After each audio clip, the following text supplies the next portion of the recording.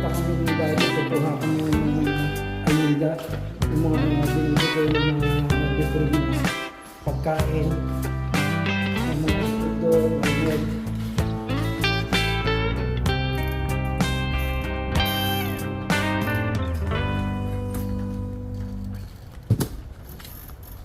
Iba yan, Bayabas. Dito nakatira si Daddy sa apartment, senior apartment. Ang nagbabayad yan ay 70% ay government.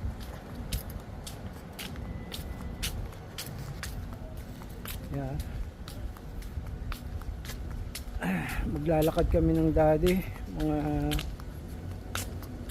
25 minutes yata ang layo nung pupuntahan namin na mga pagkain na libre pinamimigay. Ganito dito sa California, hindi ko lang alam kung maging sa ibang state ay ganito rin.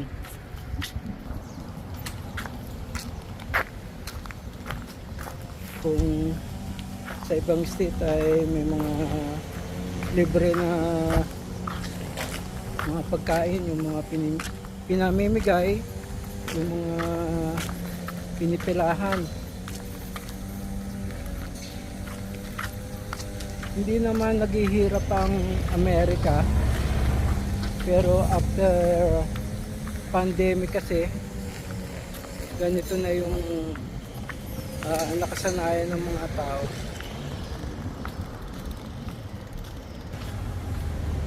Yan yung Ronald Reagan Building. Malakas siya. Ginagawang opisina ng government.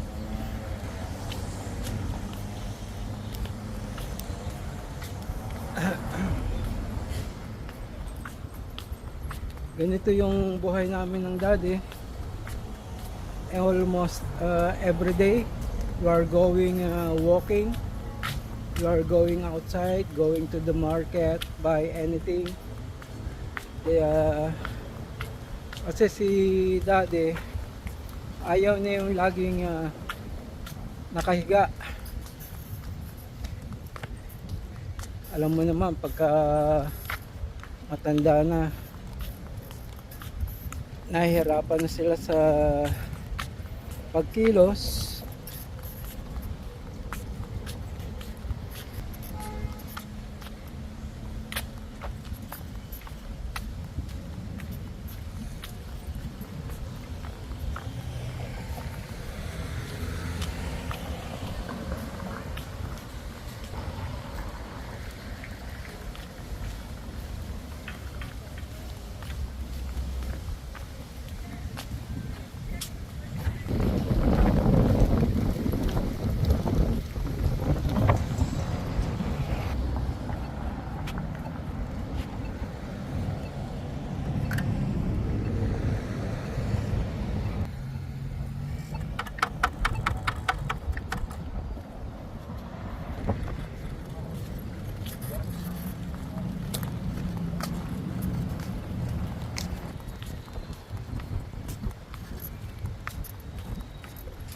Pwede nang tumawid pagka may sign na pwede ka nang tumawid. Ang matatanda dito, maski hindi nagtrabaho, basta may mahirap sila, may SSI sila. Malaki din yung SSI na natatanggap nila monthly. Maabot ng nasa $1,300 a month. Tapos yung senior apartment nila ay depende sa laki din ng pension. Ang binabayad ni Daddy ay $350 lang. Maski ako, nag-apply ako ng caregiver sa home support. Kaya ako nag-aalaga kay Daddy. Pwede siyang kumuha ng caregiver, and then yung government ang nagsusweldo. So may sweldo ako maski mag-alaga ako kay Daddy, at hindi na ako magtrabaho dahil 24/7 akong nag-aalaga sa kanya. Hindi pwedeng iwan. Ang aking asawa may trabaho din under ng home support by government, kaya may trabaho din siya.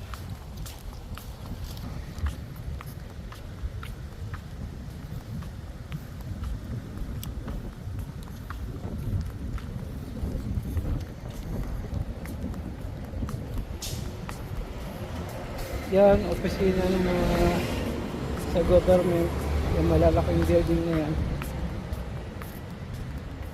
Ayan, ubod ng laki ng mga building. Bago yan. Hindi ko lang alam kung anong mga opisina yan. Basta sa government yan.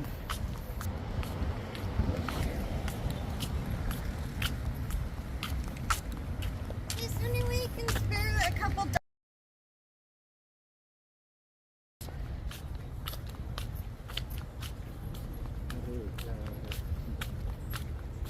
$2 lang eh.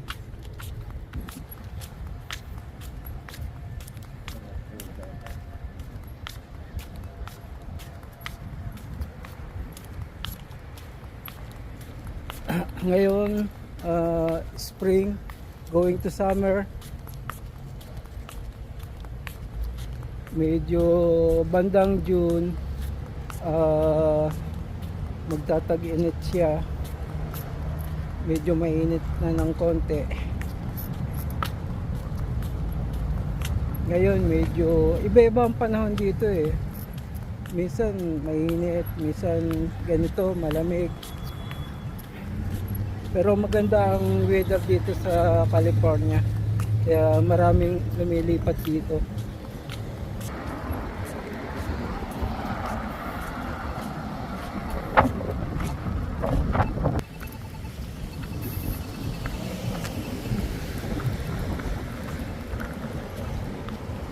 Lagi akong kasama ng daddy everyday. Kung lalabas siya, kasama ako for protection. Saka alam mo naman, naka wheelchair lang siya. Matagal na siyang nasa wheelchair. Libre ang wheelchair sa insurance niya. Since 2007 ay ganyan na siya. May diferensya kasi sa likod. Yung slip disc niya, yun ang nagkaroon ng problem. Then in-injection na ng steroid kasi masakit kasi. Yun ang sabi ng doktor, mawawala daw yung sakit. Pero hindi naman nawala naman yung sakit, pero mga ilang buwan hindi na siya nakalakad. Kaya ganyan siya since 2007. Nung buhay pa si mami, ang mami ko ang nag-aalaga sa kanya. Na wala yung mami ko after COVID. At yun, nag-umpisa na yung pag-aalaga ko kay daddy. Although na yung mga 2016 inaalagaan ko na rin siya, pero nakakaalis ako ng bahay gawa ng si mami din nag-aalaga. Ang isa dito sa Amerika, bihira ang mga anak na nag-aalaga ng magulang. Inaasa nila sa government. Yung iba na sa nursing home. Ayaw ko naman ng ganun.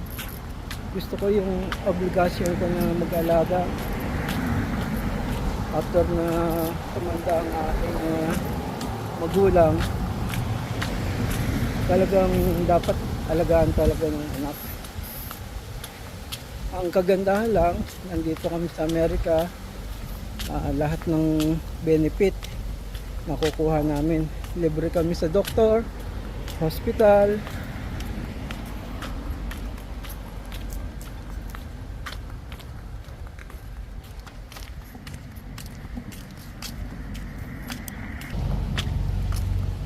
linggo-linggo, weekly, ay kumukuha kami ng rasyon. Yun nga yung sinasabi kong libreng pagkain.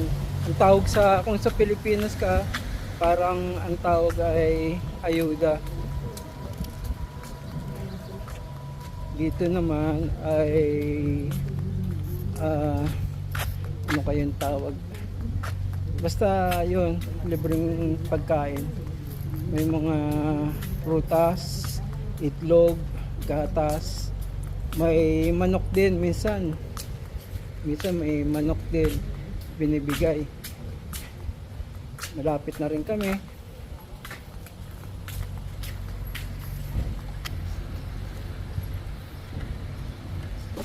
Yan, yun yung mga tao na yun, maraming nakapila doon. Doon kami kumukuha. Pero bawal naman mag-video doon. Kaya papatayin ko muna tong video.